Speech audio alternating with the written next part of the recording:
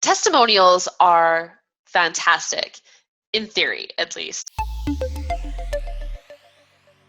A lot of testimonials that I've seen where clients hand over their list of testimonials, they're kind of not great testimonials. They're saying the wrong things or they're saying nothing at all.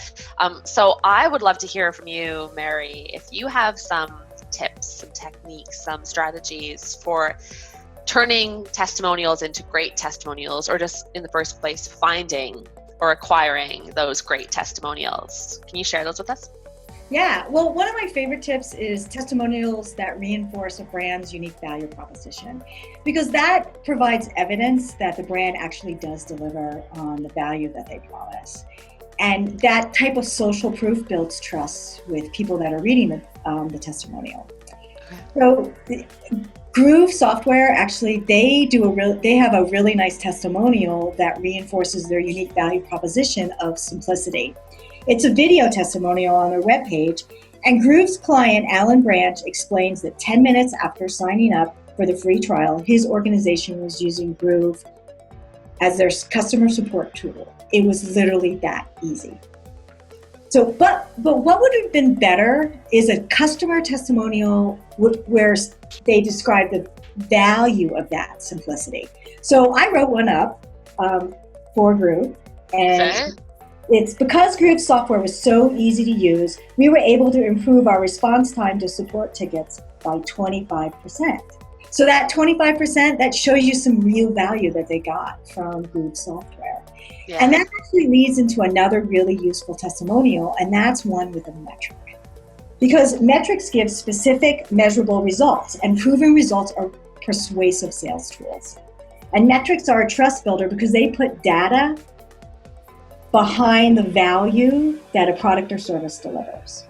Yeah. So another good metric testimonial is one that's on Groove's homepage that reads, more than 3,000 companies manage support better with Groove. So that number 3,000, that shows people, it builds a lot of trust. So if I looked at that, I'd say, wow, a lot of people using that software, it must be pretty good. So the third testimonial, useful testimonial, is one that overcomes sales objections, because they're very powerful at convincing people to buy. Spin Selling experienced a 58% increase in sales after they mastered objection handling. So here's another example I wrote up that knocks out one of the biggest objections, which is price. Groove wasn't the cheapest software we looked at, but seeing how our customer support ratings improved after we started using the help desk software, I'm convinced the extra money was well worth it. So fears are at the heart of most objections. And these emotional triggers can make a prospect jump right out of the sales funnel pretty quickly. So that's why testimonials where clients explain how their fear was alleviated can be such strong allies in overcoming objections. So my fourth tip is to only use testimonials that are believable. Avoid outrageous sensationalism, which just seems impossible. Instead, your testimonials should focus on the real value that a product delivers, true benefits that clients have experienced, and true stories that clients had about a product or something. And you shouldn't edit the testimonials. You clean up a couple typos. For the most part, just use word verbatim that the customers tell you. So the last tip is to use testimonials that have names and images. Okay. Putting a real identity behind a testimonial makes it credible because it's believable.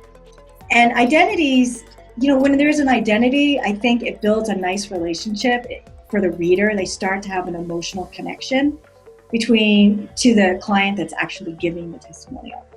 And here are some ways to make testimonials more credible. Always publish a full name with a testimonial. And if it's a B2B product, put the person's title as well. A first name just looks way suspicious to me, and it could be made up and fake. The hardest type of testimonial to fake is video, which is why it's one of the most powerful testimonials. And Unbounce tested 2 testimonials. Each one had an image and a client name, the full name, against a video. And the video yielded a 25% uplift in free trial signups. So if you can't do a video, then add a photo of the client to the testimonial. Great tips. That's a lot to work with to make testimonials a lot better than what we often see. Well, I think they're going to make them a lot more meaningful to prospects, and that's important for convincing them to buy.